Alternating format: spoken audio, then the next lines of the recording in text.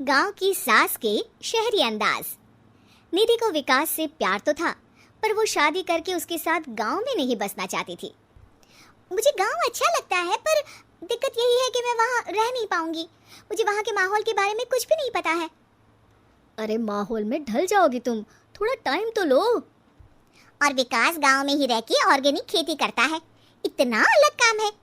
और यहाँ शहर में क्या है, कितना प्रदूषण और भीड़ है यहाँ। पर विकास यहाँ आके भी तो खेती कर सकते हैं ना। अरे शहर में एक प्लॉट लेने में जिंदगी भर की कमाई चली जाती है, खेत कैसे लोगे? सोच ले निधि, विकास गांव का है, वहीं उसका काम भी है। तेरे पास कोई नौकरी भी नहीं है, ना ही तुझे कभी काम करना था। उफ़ो, मुझे कुछ समझ में नहीं आ रहा, मुझे अकेला छोड़ दो। उसी दिन निधि विकास से मिलती है। यार मेरे सारे दोस्त यही हैं। अरे दोस्त तो गांव में भी बन सकते हैं ना निधि। गांव के लोगों से कैसे दोस्ती कर पाऊंगी? मैं भी तो गांव का हूँ, मुझसे प्यार हो सकता है तो वहाँ के लोगों से दोस्ती भी हो ही सकती है ना। अरे यार कंफ्यूजन है बहुत। सोच लो निधि, शादी के मंडप पे छोड़ के मत जाना, वरना दोनों के परिवार की नाक कट जाएगी। अभी बोल दो, पत्रिका नहीं छपाते हैं। निधि के पास तो कोई चारा नहीं बचा। वो विकास से इतना प्यार करती है कि उसे छोड़ भी नहीं सकती। वो विकास के लिए गांव में शादी करके बसने को तैयार हो जाती है। जल्द ही दोनों की शादी हो जाती है। आई होप तुमको गांव में अच्छा लगेगा। मुझे पता है गांव में और शहर में अंतर क्या है, वहाँ के लोगों की सोच में अंतर है। मुझे पता है कि कैसा लगेगा मुझे। तुम ये बिना देखे किसी चीज़ के बारे में कुछ भी सोचने की आदत छोड़ दो ना। निधि ने उस वक्त तो कुछ भी नहीं कहा, पर वो सोचती है कि सबको इस बात का एहसास तो करवाना ही पड़ेगा कि वो सही है। उसके दिमाग में एक तरकीब आई। उसने सोचा कि गांव के लोगों के लिए वो ऐसा काम करेगी कि आगे से उसे कोई किसी काम का बोलेगा ही नहीं। शादी के एक दिन बाद निधि की सास ने फरमाइश की। निधि बेटा, अपने हाथ से कुछ खाने का बना दे। बिल्कुल सासू माँ, थोड़ा सा रुकिए, अभी बनाती हूँ। ये सही मौका था निधि के पास ये बताने का कि गांव के लोगों और उसके रहन सहन में कितना अंतर है। रोटी सब्जी दलिया भाजी खाने वालों के लिए पिज्ज़ा बना देती हूँ, तब इनको समझ में आएगा। न खा पाएंगे, न कभी कुछ बनाने की बात कहेंगे। थोड़ी देर में निधि सास के लिए पिज्ज़ा बनाकर ले आती है। ये लीजिए माँ जी, आपके लिए मैंने ये बनाया है। इसे हम शहर में पिज्ज़ा कहते हैं, है ना बेटा? है? आपको कैसे पता कि इसे पिज्ज़ा कहते हैं? अरे पिज्ज़ा को पिज्ज़ा नहीं बोलेंगे तो क्या फ्रेंच फ्राइज कहेंगे? गांव की सास से ये सारी बातें सुन के बहू चौंक जाती है, लेकिन सास एक और ऐसी बात कहती है कि बहू जिसकी उम्मीद ही नहीं कर रही होती है। बहू, इस पिज्ज़ा के ऊपर ओरेगानो मिला दे और थोड़ा चिली फ्लेक्स, मज़ा आ जाएगा। माँ जी, गांव में रह के भी आपको ये सब कैसे पता है? अरे यूट्यूब टीवी सब खबर रखते हैं हम भी। इंटरनेट है जहाँ, जानकारी है वहाँ। अरे वाह माँ जी। अरे अभी वहाँ मत बोल, अब जब मैं पिज्ज़ा का फोटो लेके फेसबुक पर डालूंगी ना, तो वहाँ कमेंट में जाकर वहाँ बोलना, ठीक है? ठीक है माँ जी। अरे ठीक है माँ जी की जगह ओके मम्मी या ओके मम्मा बोल दिया करना। है? ठीक है, मतलब ओके मम्मा। निधि का तो सर ही घूम जाता है। इतना शहरी बर्ताव तो शहर में रहने वाली निधि की माँ का भी नहीं था। वो शाम को अपने पति से पूछती है, विकास तुम्हारी मम्मी तो काफी कूल है यार। पिज्जा में क्या डालते हैं, फेसबुक पर क्या डालते हैं, सब कुछ पता है उन्हें तो। हमारे बड़े पापा के लड़के रहते हैं शहर में, बस उनके बच्चे आए थे गांव में गर्मी की छुट्टियां मनाने, उन्होंने माँ को एकदम शहरी बना दिया। उनका फेसबुक अकाउंट भी है, इंस्टाग्राम भी है और टिकटॉक बैंड हो गया, वरना वो भी बनाती थी। तभी सास वहाँ आ जाती है। अरे निधि, मैं तुझे टैग नहीं कर पा रही हूँ, जरा मेरी फ्रेंड रिक्वेस्ट एक्सेप्ट तो कर दे। निधि के गांव को लेकर जो राय थी वो अपनी सासू माँ को देख के बिल्कुल बदल जाती है। और अब निधि भी सोशल मीडिया पे अपनी सास के साथ लाइव आती है और कमेंट बाजी भी करती है, ताकि सबको पता चले कि गांव में रह के भी उसका जीवन शहर जैसा ही है और उसके आसपास के लोगों के अंदाज भी एकदम अच्छा लगता है। पर दिक्कत यही है कि मैं वहाँ रह नहीं पाऊंगी। मुझे वहाँ के माहौल के बारे में कुछ भी नहीं पता है। अरे माहौल में ढल जाओगी तुम, थोड़ा टाइम तो लो। और विकास गांव में ही रह के ऑर्गेनिक खेती करता है, इतना अलग काम है। और यहाँ शहर में क्या है, कितना प्रदूषण और भीड़ है यहाँ। पर विकास यहाँ आके भी तो खेती कर सकते हैं ना। अरे शहर में एक प्लॉट लेने में जिंदगी भर की कमाई चली जाती है, खेत कैसे लोगे? सोच ले निधि, विकास गांव का है, वहीं उसका काम भी है। तेरे पास कोई नौकरी भी नहीं है, ना ही तुझे कभी काम करना था। उफ़ो, मुझे कुछ समझ में नहीं आ रहा, मुझे अकेला छोड़ दो। उसी दिन निधि विकास से मिलती है। यार मेरे सारे दोस्त यही हैं। अरे दोस्त तो गांव में भी बन सकते हैं ना निधि। गांव के लोगों से कैसे दोस्ती कर पाऊंगी? मैं भी तो गांव का हूँ, मुझसे प्यार हो सकता है तो वहाँ के लोगों से दोस्ती भी हो ही सकती है ना। अरे यार कंफ्यूजन है बहुत। सोच लो निधि, शादी के मंडप पे छोड़ के मत जाना, वरना दोनों के परिवार की नाक कट जाएगी। अभी बोल दो, पत्रिका नहीं छपाते हैं। निधि के पास तो कोई चारा नहीं बचा। वो विकास से इतना प्यार करती है कि उसे छोड़ भी नहीं सकती। वो विकास के लिए गांव में शादी करके बसने को तैयार हो जाती है। जल्द ही दोनों की शादी हो जाती है। आई होप तुमको गांव में अच्छा लगेगा। मुझे पता है गांव में और शहर में अंतर क्या है, वहाँ के लोगों की सोच में अंतर है। मुझे पता है कि कैसा लगेगा मुझे। तुम ये बिना देखे किसी चीज़ के बारे में कुछ भी सोचने की आदत छोड़ दो ना। निधि ने उस वक्त तो कुछ भी नहीं कहा, पर वो सोचती है कि सबको इस बात का एहसास तो करवाना ही पड़ेगा कि वो सही है। उसके दिमाग में एक तरकीब आई। उसने सोचा कि गांव के लोगों के लिए वो ऐसा काम करेगी कि आगे से उसे कोई किसी काम का बोलेगा ही नहीं। शादी के एक दिन बाद निधि की सास ने फरमाइश की। निधि बेटा, अपने हाथ से कुछ खाने का बना दे। बिल्कुल सासू माँ, थोड़ा सा रुकिए, अभी बनाती हूँ। ये सही मौका था निधि के पास ये बताने का कि गांव के लोगों और उसके रहन सहन में कितना अंतर है। रोटी सब्जी दलिया भाजी खाने वालों के लिए पिज्ज़ा बना देती हूँ, तब इनको समझ में आएगा। न खा पाएंगे न कभी कुछ बनाने की बात कहेंगे। थोड़ी देर में निधि सास के लिए पिज्ज़ा बनाकर ले आती है। ये लीजिए माँ जी, आपके लिए मैंने ये बनाया है। इसे हम शहर में पिज्जा कहते हैं, है ना बेटा? है? आपको कैसे पता कि इसे पिज्जा कहते हैं? अरे पिज्जा को पिज्जा नहीं बोलेंगे तो क्या फ्रेंच फ्राइज कहेंगे? गांव की सास से ये सारी बातें सुन के बहू चौंक जाती है, लेकिन सास एक और ऐसी बात कहती है कि बहू जिसकी उम्मीद ही नहीं कर रही होती है। बहू, इस पिज्जा के ऊपर ओरेगानो मिला दे और थोड़ा चिली फ्लेक्स, मजा आ जाएगा। माँ जी, गांव में रह के भी आपको ये सब कैसे पता है? अरे यूट्यूब टीवी सब खबर रखते हैं हम भी। इंटरनेट है जहाँ, जानकारी है वहाँ।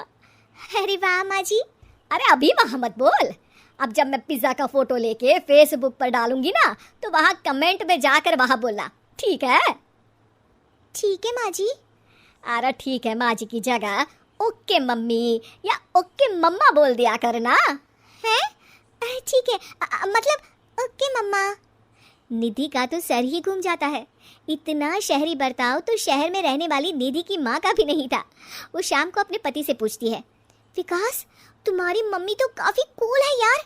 पिज्जा में क्या डालते हैं, फेसबुक पर क्या डालते हैं, सब कुछ पता है उन्हें तो। हमारे बड़े पापा के लड़के रहते हैं शहर में, बस उनके बच्चे आए थे गांव में गर्मी की छुट्टियां मनाने। उन्होंने माँ को एकदम शहरी बना दिया। उनका फेसबुक अकाउंट भी है, इंस्टाग्राम भी है और टिकटॉक बैंड हो गया, वरना वो भी बनाती थी। तभी सास वहाँ आ जाती है। अरे निधि, मैं तुझे टैग नहीं कर पा रही हूँ, जरा मेरी फ्रेंड रिक्वेस्ट एक्सेप्ट तो कर दे। निधि के गांव को लेकर जो राय थी वो अपनी सासू माँ को देख के बिल्कुल बदल जाती है। और अब निधि भी सोशल मीडिया पे अपनी सास के साथ लाइव आती है और कमेंट बाजी भी करती है, ताकि सबको पता चले कि गांव में रह के भी उसका जीवन शहर जैसा ही है।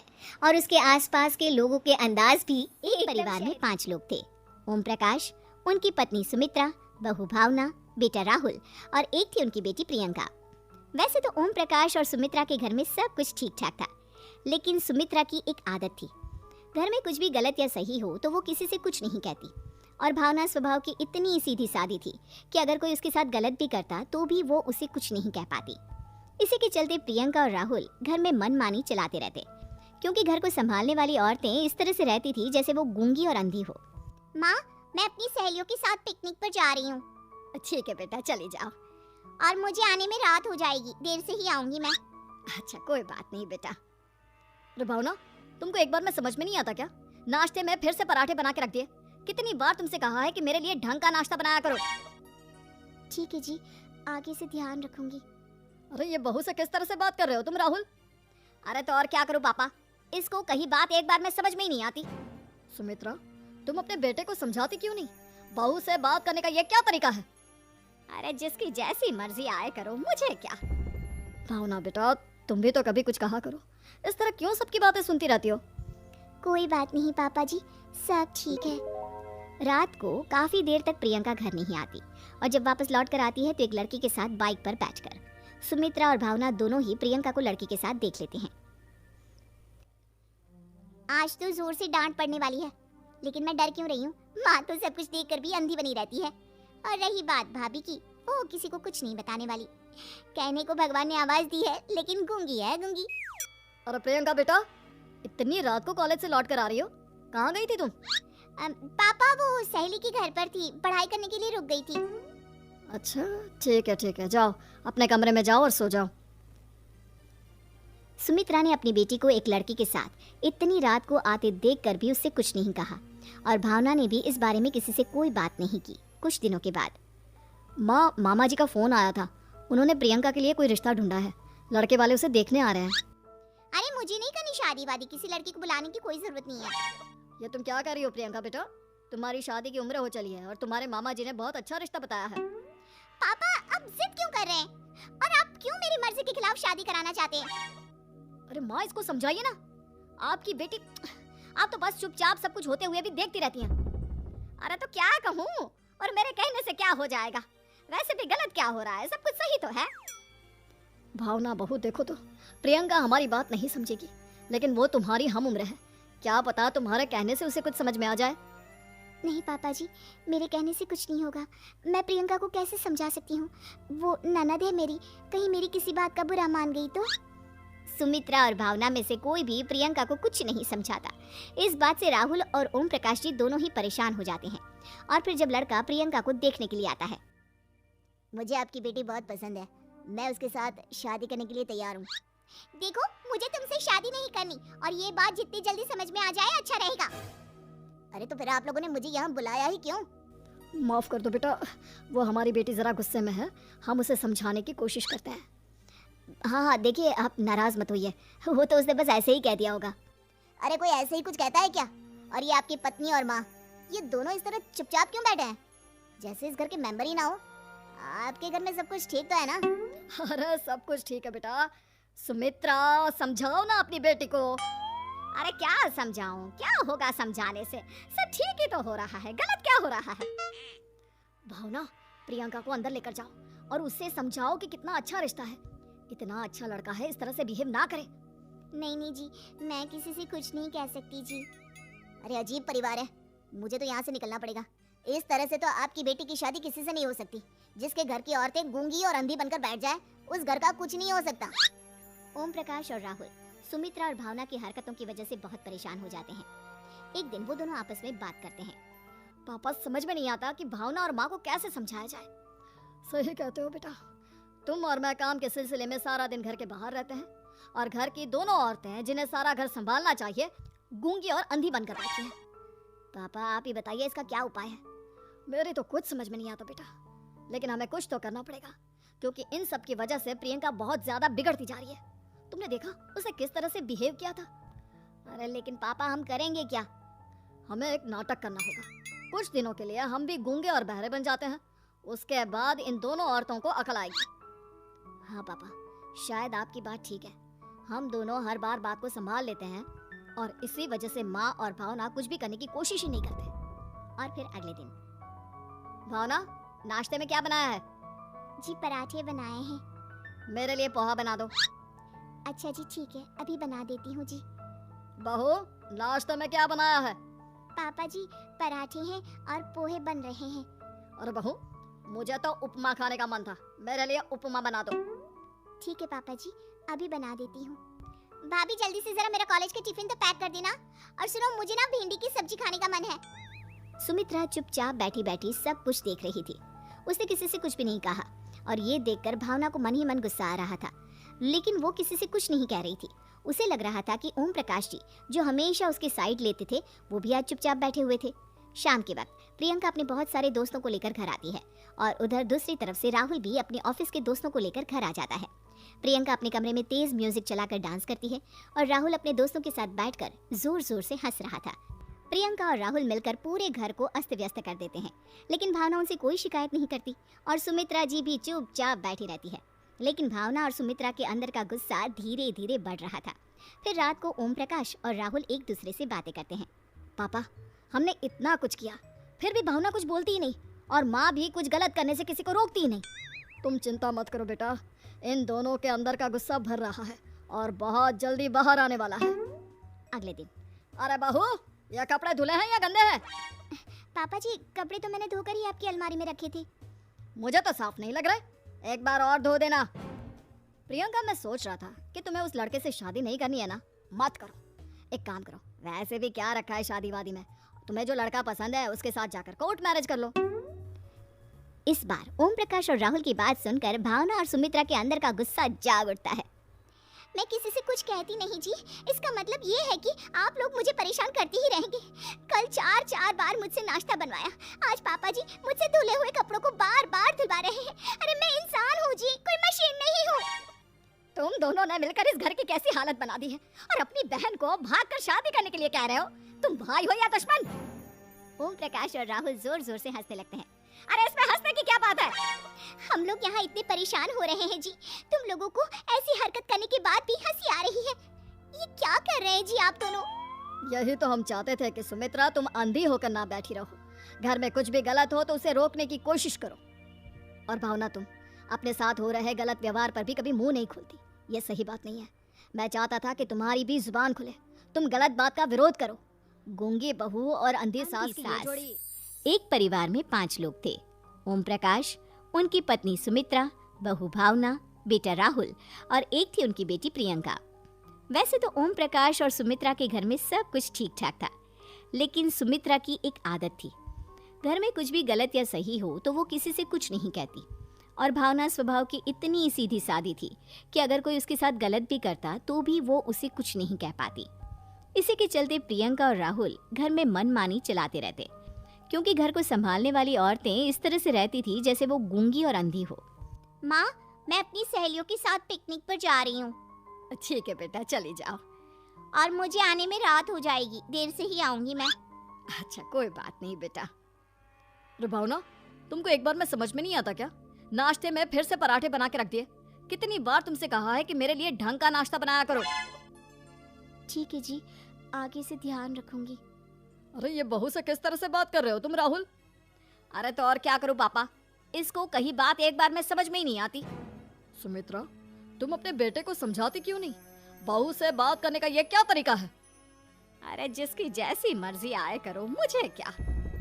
भावना बेटा, तुम भी तो कभी कुछ कहा करो, इस तरह क्यों सबकी बातें सुनती रहती हो? कोई बात नहीं पापा जी, सब ठीक है। रात को काफी देर तक प्रियंका घर नहीं आती और जब वापस लौट कर आती है तो एक लड़की के साथ बाइक पर बैठकर सुमित्रा और भावना दोनों ही प्रियंका को लड़की के साथ देख लेते हैं। आज तो जोर से डांट पड़ने वाली है, लेकिन मैं डर क्यों रही हूँ? माँ तो सब कुछ देखकर भी अंधी बनी रहती है। और रही बात भाभी की, वो किसी को कुछ नहीं बताने वाली। कहने को भगवान ने आवाज दी है, लेकिन गूंगी है गूंगी। अरे प्रियंका बेटा, इतनी रात को कॉलेज से लौट कर आ रही हो, कहाँ गई थी तुम? पापा, वो सहेली के घर पर थी, पढ़ाई करने के लिए रुक गई थी। अच्छा, ठीक है, जाओ अपने कमरे में जाओ और सो जाओ। सुमित्रा ने अपनी बेटी को एक लड़की के साथ इतनी रात को आते देखकर भी उससे कुछ नहीं कहा और भावना ने भी इस बारे में किसी से कोई बात नहीं की। कुछ दिनों के बाद मामा जी का फोन आया था, उन्होंने प्रियंका के लिए कोई रिश्ता ढूंढा है, लड़के वाले उसे देखने आ रहे हैं। अरे मुझे नहीं करनी शादी वादी, किसी लड़की को बुलाने की कोई जरूरत नहीं है। ये तुम क्या कर रही हो प्रियंका बेटा? तुम्हारी शादी की उम्र हो चली है और तुम्हारे मामा जी ने बहुत अच्छा रिश्ता बताया है। पापा, अब जिद क्यों कर रहे हैं? और आप क्यों मेरी मर्जी के खिलाफ शादी कराना चाहते हैं? अरे माँ, इसको समझाइए ना। आपकी बेटी, आप तो बस चुपचाप सब कुछ होते हुए भी देखती रहती हैं। अरे तो क्या कहूँ, और मेरे कहने से क्या हो जाएगा? वैसे भी गलत क्या हो रहा है, सब कुछ सही तो है। भावना बहू, देखो तो प्रियंका हमारी बात नहीं समझेगी, लेकिन वो तुम्हारी हम उम्र है, क्या पता तुम्हारे कहने से उसे कुछ समझ में आ जाए। नहीं पापा जी, मेरे कहने से कुछ नहीं होगा। मैं प्रियंका को कैसे समझा सकती हूँ? वो ननद है मेरी, कहीं मेरी किसी बात का बुरा मान गई तो। सुमित्रा और भावना में से कोई भी प्रियंका को कुछ नहीं समझाता। इस बात से राहुल और ओम प्रकाश जी दोनों ही परेशान हो जाते हैं। और फिर जब लड़का प्रियंका को देखने के लिए आता है, मुझे आपकी बेटी बहुत पसंद है, मैं उसके साथ शादी करने के लिए तैयार हूँ। देखो, मुझे तुमसे शादी नहीं करनी, और ये बात जितनी जल्दी समझ में आ जाए अच्छा रहेगा। अरे तो फिर आप लोगों ने मुझे यहाँ बुलाया ही क्यों? माफ कर दो बेटा, वो हमारी बेटी जरा गुस्से में है, हम उसे समझाने की कोशिश करते हैं। हाँ हाँ, देखिए आप नाराज मत होइए, वो तो उसने बस ऐसे ही कह दिया होगा। अरे कोई ऐसे ही कुछ कहता है क्या? और ये आपकी पत्नी और माँ, ये दोनों इस तरह चुपचाप क्यों बैठे हैं, जैसे इस घर के मेंबर ही ना हो? आपके घर में सब कुछ ठीक तो है ना? अरे सब कुछ ठीक है बेटा। सुमित्रा, समझाओ ना अपनी बेटी को। अरे क्या समझाऊं, क्या होगा समझाने से, सब ठीक ही तो हो रहा है, गलत क्या हो रहा है? भावना, प्रियंका को अंदर लेकर जाओ और उससे समझाओ कि कितना अच्छा रिश्ता है, इतना अच्छा लड़का है, इस तरह से बिहेव ना करे। नहीं नहीं जी, मैं किसी से कुछ नहीं कह सकती जी। अरे अजीब परिवार है, मुझे तो यहाँ से निकलना पड़ेगा। इस तरह से तो आपकी बेटी की शादी किसी से नहीं हो सकती। जिसके घर की औरतें गूंगी और अंधी बनकर बैठ जाए, उस घर का कुछ नहीं हो सकता। ओम प्रकाश और राहुल सुमित्रा और भावना की हरकतों की वजह से बहुत परेशान हो जाते हैं। एक दिन वो दोनों आपस में बात करते हैं। पापा, समझ में नहीं आता कि भावना और माँ को कैसे समझाया जाए। सही कहते हो बेटा, तुम और मैं काम के सिलसिले में सारा दिन घर के बाहर रहते हैं, और घर की दोनों औरतें जिन्हें सारा घर संभालना चाहिए, गूंगी और अंधी बनकर बैठी हैं। पापा आप ही बताइए, इसका क्या उपाय है? मेरी तो कुछ समझ में नहीं आता बेटा, लेकिन हमें कुछ तो करना पड़ेगा, क्योंकि इन सब की वजह से प्रियंका बहुत ज्यादा बिगड़ती जा रही है। तुमने देखा उसे किस तरह से बिहेव किया था। अरे लेकिन पापा, हम करेंगे क्या? हमें एक नाटक करना होगा। कुछ दिनों के लिए हम भी गूंगे और बहरे बन जाते हैं, उसके बाद इन दोनों औरतों को अकल आएगी। हाँ पापा, शायद आपकी बात ठीक है। हम दोनों हर बार बात को संभाल लेते हैं, और इसी वजह से माँ और भावना कुछ भी करने की कोशिश ही नहीं करते। और फिर अगले दिन, भावना, नाश्ते में क्या बनाया है? जी पराठे बनाए हैं। मेरे लिए पोहा बना दो। अच्छा जी ठीक है, अभी बना देती हूँ जी। बहू, नाश्ते में क्या बनाया है? पापा जी, पराठे हैं और पोहे बन रहे हैं। अरे बहू, मुझे तो उपमा खाने का मन था, मेरे लिए उपमा बना दो। ठीक है पापा जी, अभी बना देती हूँ। भाभी जल्दी से जरा मेरा कॉलेज के टिफिन तो पैक कर देना। और सुनो, मुझे ना भिंडी की सब्जी खाने का मन है। सुमित्रा चुपचाप बैठी बैठी सब कुछ देख रही थी। उसने किसी से कुछ भी नहीं कहा, और ये देखकर भावना को मन ही मन गुस्सा आ रहा था, लेकिन वो किसी से कुछ नहीं कह रही थी। उसे लग रहा था कि ओम प्रकाश जी, जो हमेशा उसकी साइड लेते थे, वो भी आज चुपचाप बैठे हुए थे। शाम के वक्त प्रियंका अपने बहुत सारे दोस्तों को लेकर घर आती है, और उधर दूसरी तरफ से राहुल भी अपने ऑफिस के दोस्तों को लेकर घर आ जाता है। प्रियंका अपने कमरे में तेज म्यूजिक चलाकर डांस करती है, और राहुल अपने दोस्तों के साथ बैठकर जोर जोर से हंस रहा था। प्रियंका और राहुल मिलकर पूरे घर को अस्त व्यस्त कर देते हैं, लेकिन भावना उनसे कोई शिकायत नहीं करती, और सुमित्रा जी भी चुपचाप बैठी रहती है। लेकिन भावना और सुमित्रा के अंदर का गुस्सा धीरे धीरे बढ़ रहा था। फिर रात को ओम प्रकाश और राहुल एक दूसरे से बातें करते हैं। पापा, हमने इतना कुछ किया, फिर भी भावना कुछ बोलती ही नहीं, और माँ भी कुछ गलत करने से किसी को रोकती ही नहीं। तुम चिंता मत करो बेटा, इन दोनों के अंदर का गुस्सा भर रहा है और बहुत जल्दी बाहर आने वाला है। अगले दिन, अरे बहू, ये कपड़े धुले हैं या गंदे हैं? पापा जी, कपड़े तो मैंने धोकर ही आपकी अलमारी में रखे थे। मुझे तो साफ नहीं लग रहे, एक बार और धो देना। प्रियंका, मैं सोच रहा था कि तुम्हें उस लड़के से शादी नहीं करनी है ना, मत करो। एक काम करो, वैसे भी क्या रखा है शादी वादी में, तुम्हें जो लड़का पसंद है उसके साथ जाकर कोर्ट मैरिज कर लो। इस बार ओम प्रकाश और राहुल की बात सुनकर भावना और सुमित्रा के अंदर का गुस्सा जाग उठता है। मैं किसी से कुछ कहती नहीं जी, इसका मतलब ये है कि आप लोग मुझे परेशान करते ही रहेंगे। कल 4 बार मुझसे नाश्ता बनवाया, आज पापा जी मुझसे धुले हुए कपड़ों को बार बार धुलवा रहे हैं। अरे मैं इंसान हूँ जी, कोई मशीन नहीं हूँ। तुम दोनों ने मिलकर इस घर की कैसी हालत बना दी है, और अपनी बहन को भागकर शादी करने के लिए कह रहे हो। तुम भाई हो या दुश्मन? ओम प्रकाश और राहुल जोर जोर से हंसने लगते हैं। अरे इसमें हंसने की क्या बात है? हम लोग यहाँ इतने परेशान हो रहे हैं जी, तुम लोगों को ऐसी हरकत करने के बाद भी हंसी आ रही है। ये क्या कर रहे हैं जी आप दोनों? यही तो हम चाहते थे कि सुमित्रा तुम अंधी होकर ना बैठी रहो। घर में कुछ भी गलत हो तो उसे रोकने की कोशिश करो। और भावना, तुम अपने साथ हो रहे गलत व्यवहार पर भी कभी मुंह नहीं खोलती। ये सही बात नहीं है। मैं चाहता था कि तुम्हारी भी जुबान खुले, तुम गलत बात का विरोध करो। गूंगी बहू और अंधी सास की ये जोड़ी इस घर करा में देते हैं। चलो, रोली की शादी हुई और हमने गंगा नहाई। और क्या, बेटियां तो होती ही हैं बोझ। हाँ, पर अब क्या चिंता, उतार तो दिया बोझ तुमने, अब वो लोग समझे। ससुराल में रोली का पति कहता है, देखो, मैं कोई काम नहीं करता। ये बात तुम्हारे मम्मी पापा को बता दी थी मैंने। अब जो किराया आता है दुकान का, उसी से घर का गुजारा करना है। कभी भूल से भी कोशिश ना करना किसी चीज की डिमांड की। क्या मम्मी पापा को पता था कि आप कोई काम नहीं करते? और क्या, बड़ा अच्छे से पता था। उन लोगों को तो तुम बोझ लगती थी। बोल रहे थे कि बस शादी कर लो और कोई मतलब नहीं है। रोली को ये सुनकर बहुत गुस्सा आता है, लेकिन करती भी तो क्या, क्योंकि वो जानती थी कि उसके माता पिता ऐसे ही हैं। जैसे तैसे रोली दिन काट रही थी। रोली को एक प्यारी सी बेटी होती है। धीरे धीरे वो बड़ी होती है और उसके साथ उसकी जरूरतें भी बढ़ती जाती हैं।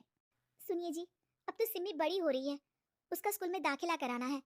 मैंने अब तक तो जैसे तैसे समय काट लिया, लेकिन मैं बच्ची की परवरिश में कोई कमी नहीं रखूंगी। अरे क्या है यार, अब तो लगता है कोई ना कोई काम ढूंढना ही पड़ेगा। अब पति रोज काम की तलाश में जाता और बिना किसी काम के वापस आ जाता। रोली समझ जाती है कि पति के अंदर अब काम करने की क्षमता नहीं है। वो बेटी को उच्च शिक्षा देने के लिए कुछ करना चाहती थी, लेकिन करती तो क्या करती। एक दिन रोली की सहेली कहती है, रोली, मेरी कोई औलाद नहीं है। अगर तू मेरी औलाद को जन्म दे तो मैं तुझे तेरे मुंह मांगे पैसे दूंगी। अरे, तेरी औलाद को मैं कैसे जन्म दे सकती हूँ? सरोगेसी से। बच्चा मेरा और वैभव का ही होगा, लेकिन कोख तेरी होगी। ये संभव है रोली। रोली कुछ सोचकर कहती है, मुझे मंजूर है, लेकिन मैं इसका 2 लाख रुपया लूंगी। अरे कोई बात नहीं, मुझे मंजूर है। रोली खुश हो जाती है कि एक बच्चा पैदा करने का उसे 2 लाख रुपया मिलेगा। वो घर आकर पति को बताती है, वो भी खुश हो जाता है। अब क्या था, डॉक्टर के पास जाकर सहेली का बच्चा रोली की कोख में पलने लगता है। मुझे 20,000 चाहिए मेरे बेटी के एडमिशन के लिए। हाँ हाँ ठीक है, मैं उसके एडमिशन से लेकर सारे खर्चे उसके अकाउंट में डाल रही हूँ। रोली की बेटी का एडमिशन हो जाता है। रोली को लगता है कि वो अब सब कुछ ठीक कर देगी। दिन और महीने आगे बढ़ते हैं। अब एक दिन, एक बात कहूँ जी, काश इस बच्चे को मैं रख पाती। मैं अब इससे काफी जुड़ गई हूँ। अरे यार, पता नहीं किसका बच्चा है, अपने पास है ना अपनी मुन्नी। हाँ, लेकिन अब मैं भी इस बच्चे से जुड़ाव फील करने लगी हूँ। लेकिन मैं ये जानती हूँ कि ये मेरा बच्चा नहीं है। दोनों की जिंदगी ठीक चल रही थी, लेकिन कहते ना कि सुख का पल ज्यादा लंबा नहीं होता। एक दिन रोली की सहेली का फोन आता है। रोली, मुझे अब ये बच्चा नहीं चाहिए, मैं अपने पति को छोड़ रही हूँ। अरे लेकिन मुझे पैसों की जरूरत है, बच्चा तुम्हारा है, मैं क्या करूंगी? सहेली बिना कुछ बोले फोन काट देती है, फोन स्विच ऑफ कर देती है। लेकिन रोली के जीवन का तूफान यही नहीं रुकता। रोली, मैं इतना भार नहीं उठा सकता। आज पढ़ाई का पैसा मांग रही हो, कल को शादी, कॉलेज और पता नहीं क्या क्या। मैं तुम्हें छोड़ रहा हूँ, अपनी बच्ची उठाओ और निकलो इस घर से। अरे पर मैं कर तो रही हूँ ना बच्चे के लिए काम, आप आराम से रहिए ना। क्या काम कर रही हो, देख रहा हूँ मैं। ये छोटा शहर है, यहाँ लोगों को बात बनाते वक्त नहीं लगता। तो मैं क्या करूँ? ज्यादा पढ़ी लिखी नहीं हूँ, कैसे घर के खर्चे चलाऊं? और आप तो काम करना ही नहीं चाहते। हाँ, ना चाहता हूँ और ना ही करूँगा। रोली को पति की बात पर काफी गुस्सा आ जाता है। ठीक है, अगर मेरे जीवन में संघर्ष ही लिखा है तो वही सही।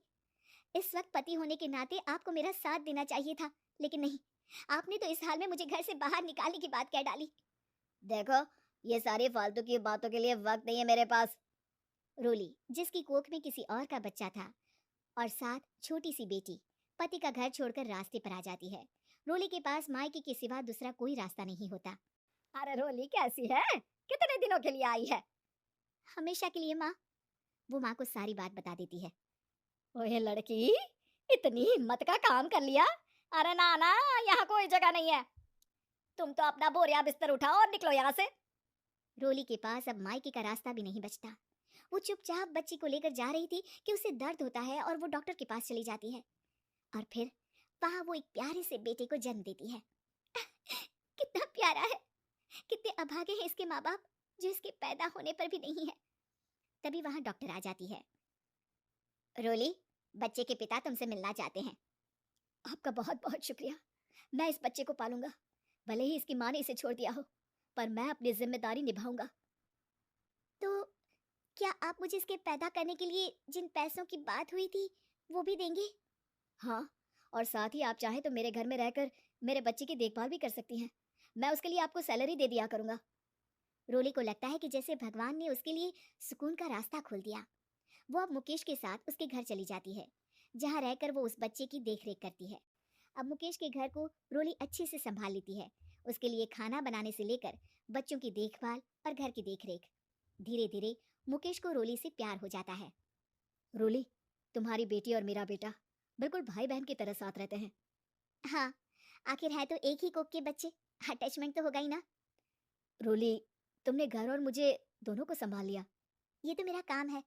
आपने भी तो मुझे छत दी जिससे मैं अपनी बेटी की पढ़ाई और भविष्य के लिए पैसे जोड़ सकूं। अब रोली, क्या तुम मुझसे शादी करोगी? अब मैं जानता हूँ तुम्हारी भी शादी कुछ खास अच्छी नहीं रही। रोली को मुकेश की बात ठीक लगती है। वो उसे हाँ बोलने की सोच ही रही होती है कि उसके पहले पति का फोन आ जाता है। रोली, मैं बहुत परेशान हूँ, मेरा एक्सीडेंट हो गया है, मैं चाहता हूँ तुम वापस आ जाओ। रोली को पुराने पति की चिंता होने लगती है। वो सोचती है कि वो क्या कर रही थी। हाँ हाँ ठीक है, मैं आ रही हूँ। हाँ रोली, आ जाओ, लेकिन बच्ची को कहीं हॉस्टल में छोड़कर आना, क्योंकि मैं नहीं चाहता कि हम लोगों के बीच फिर से वो सारी बातें हो। रोली की शादी हुई और हमने गंगा नहाई, और क्या, बेटियां तो होती ही हैं बोझ। हाँ, पर अब क्या चिंता, उतार तो दिया बोझ तुमने, अब वो लोग समझे। ससुराल में रोली का पति कहता है, देखो, मैं कोई काम नहीं करता, ये बात तुम्हारे मम्मी पापा को बता दी थी मैंने। अब जो किराया आता है दुकान का, उसी से घर का गुजारा करना है। कभी भूल से भी कोशिश ना करना किसी चीज की डिमांड की। क्या मम्मी पापा को पता था कि आप कोई काम नहीं करते? और क्या, बड़ा अच्छे से पता था। उन लोगों को तो तुम बोझ लगती थी, बोल रहे थे कि बस शादी कर लो और कोई मतलब नहीं है। रोली को ये सुनकर बहुत गुस्सा आता है, लेकिन करती भी तो क्या, क्योंकि वो जानती थी कि उसके माता पिता ऐसे ही हैं। जैसे तैसे रोली दिन काट रही थी। रोली को एक प्यारी सी बेटी होती है। धीरे धीरे वो बड़ी होती है और उसके साथ उसकी जरूरतें भी बढ़ती जाती हैं। सुनिए जी, अब तो सिमी बड़ी हो रही है, उसका स्कूल में दाखिला कराना है। मैंने अब तक तो जैसे तैसे समय काट लिया, लेकिन मैं बच्ची की परवरिश में कोई कमी नहीं रखूंगी। अरे क्या है यार, अब तो लगता है कोई ना कोई काम ढूंढना ही पड़ेगा। अब पति रोज काम की तलाश में जाता और बिना किसी काम के वापस आ जाता। रोली समझ जाती है कि पति के अंदर अब काम करने की क्षमता नहीं है। वो बेटी को उच्च शिक्षा देने के लिए कुछ करना चाहती थी, लेकिन करती तो क्या करती। एक दिन रोली की सहेली कहती है, रोली, मेरी कोई औलाद नहीं है, अगर तू मेरी औलाद को जन्म दे तो मैं तुझे तेरे मुंह मांगे पैसे दूंगी। अरे, तेरी औलाद को मैं कैसे जन्म दे सकती हूँ? सरोगेसी से। बच्चा मेरा और वैभव का ही होगा, लेकिन कोख तेरी होगी, ये संभव है रोली। रोली कुछ सोच कर कहती है, मुझे मंजूर है, लेकिन मैं इसका 2 लाख रुपया लूंगी। अरे कोई बात नहीं, मुझे मंजूर है। रोली खुश हो जाती है कि एक बच्चा पैदा करने का उसे 2 लाख रुपया मिलेगा। वो घर आकर पति को बताती है, वो भी खुश हो जाता है। अब क्या था, डॉक्टर के पास जाकर सहेली का बच्चा रोली की कोख में पलने लगता है। मुझे 20,000 चाहिए मेरे बेटी के एडमिशन के लिए। हाँ हाँ ठीक है, मैं उसके एडमिशन से लेकर सारे खर्चे उसके अकाउंट में डाल रही हूँ। रोली की बेटी का एडमिशन हो जाता है। रोली को लगता है कि वो अब सब कुछ ठीक कर देगी। दिन और महीने आगे बढ़ते हैं। अब एक दिन, एक बात कहूँ जी, काश इस बच्चे को मैं रख पाती। मैं अब इससे काफी जुड़ गई हूँ। अरे यार, पता नहीं किसका बच्चा है, अपने पास है ना अपनी मुन्नी। हाँ, लेकिन अब मैं भी इस बच्चे से जुड़ाव फील करने लगी हूँ, लेकिन मैं ये जानती हूँ कि ये मेरा बच्चा नहीं है। दोनों की जिंदगी ठीक चल रही थी, लेकिन कहते ना कि सुख का पल ज्यादा लंबा नहीं होता। एक दिन रोली की सहेली का फोन आता है। रोली, मुझे अब ये बच्चा नहीं चाहिए, मैं अपने पति को छोड़ रही हूँ। अरे लेकिन मुझे पैसों की जरूरत है, बच्चा तुम्हारा है, मैं क्या करूंगी? सहेली बिना कुछ बोले फोन काट देती है, फोन स्विच ऑफ कर देती है। लेकिन रोली के जीवन का तूफान यहीं नहीं रुकता। रोली, मैं इतना भार नहीं उठा सकता। आज पढ़ाई का पैसा मांग रही हो, कल को शादी, कॉलेज और पता नहीं क्या क्या। मैं तुम्हें छोड़ रहा हूँ। अपनी बच्ची उठाओ और निकलो इस घर से। अरे पर मैं कर तो रही हूँ ना बच्चे के लिए काम, आप आराम से रहिए ना। क्या काम कर रही हो? देख रहा हूँ मैं। ये छोटा शहर है, यहाँ लोगों को बात बनाते वक्त नहीं लगता। तो मैं क्या करूँ? ज्यादा पढ़ी लिखी नहीं हूँ, कैसे घर के खर्चे चलाऊं? और आप तो काम करना ही नहीं चाहते। हाँ, ना चाहता हूँ और ना ही करूँगा। रोली को पति की बात पर काफी गुस्सा आ जाता है। ठीक है, अगर मेरे जीवन में संघर्ष लिखा है तो वही सही। इस वक्त पति होने के नाते आपको मेरा साथ देना चाहिए था, लेकिन नहीं, आपने तो इस हाल में मुझे घर से बाहर निकालने की बात कह डाली। देखो, ये सारी फालतू की बातों के लिए वक्त नहीं है मेरे पास। रोली, जिसकी कोख में किसी और का बच्चा था और साथ छोटी सी बेटी, पति का घर छोड़कर रास्ते पर आ जाती है। रोली के पास मायके के सिवा दूसरा कोई रास्ता नहीं होता। अरे रोली कैसी है? कितने दिनों के लिए आई है? हमेशा के लिए माँ। वो माँ को सारी बात बता देती है। ओए लड़की, इतनी हिम्मत का काम कर लिया? अरे ना ना, यहाँ कोई जगह नहीं है। तुम तो अपना बोरिया बिस्तर उठाओ और निकलो यहाँ से। रोली के पास अब मायके का रास्ता भी नहीं बचता। वो चुपचाप बच्ची को लेकर जा रही थी कि उसे दर्द होता है और वो डॉक्टर के पास चली जाती है और फिर वहां वो एक प्यारे से बेटे को जन्म देती है। कितना प्यारा है, कितने अभागे हैं इसके माँ बाप जो इसके पैदा होने पर भी नहीं है। तभी वहां डॉक्टर आ जाती है। रोली, बच्चे के पिता तुमसे मिलना चाहते हैं। आपका बहुत बहुत शुक्रिया। मैं इस बच्चे को पालूंगा, भले ही इसकी माँ ने इसे छोड़ दिया हो, पर मैं अपनी जिम्मेदारी निभाऊंगा। तो क्या आप मुझे इसके पैदा करने के लिए जिन पैसों की बात हुई थी वो भी देंगे? हाँ, और साथ ही आप चाहें तो मेरे घर में रहकर मेरे बच्चे की देखभाल भी कर सकती हैं। मैं उसके लिए आपको सैलरी दे दिया करूंगा। रोली को लगता है कि जैसे भगवान ने उसके लिए सुकून का रास्ता खोल दिया। वो अब मुकेश के साथ उसके घर चली जाती है, जहाँ रहकर वो उस बच्चे की देखरेख करती है। अब मुकेश के घर को रोली अच्छे से संभाल लेती है, उसके लिए खाना बनाने से लेकर बच्चों की देखभाल और घर की देखरेख। धीरे धीरे मुकेश को रोली से प्यार हो जाता है। रोली, तुम्हारी बेटी और मेरा बेटा बिल्कुल भाई बहन की तरह साथ रहते हैं। हाँ, आखिर है तो एक ही कोख के बच्चे, अटैचमेंट तो होगा ही ना। रोली, तुमने घर और मुझे दोनों को संभाल लिया। ये तो मेरा काम है। आपने भी तो मुझे छत दी जिससे मैं अपनी बेटी की पढ़ाई और भविष्य के लिए पैसे जोड़ सकूं। अब रोली, क्या तुम मुझसे शादी करोगी? अब मैं जानता हूँ तुम्हारी भी शादी कुछ खास अच्छी नहीं रही। रोली को मुकेश की बात ठीक लगती है। वो उसे हाँ बोलने की सोच ही रही होती है कि उसके पहले पति का फोन आ जाता है। रोली, मैं बहुत परेशान हूँ। मेरा एक्सीडेंट हो गया है। मैं चाहता हूँ तुम वापस आ जाओ। रोली को पुराने पति की चिंता होने लगती है। वो सोचती है कि वो क्या कर रही थी। हाँ ठीक है, मैं आ रही हूँ।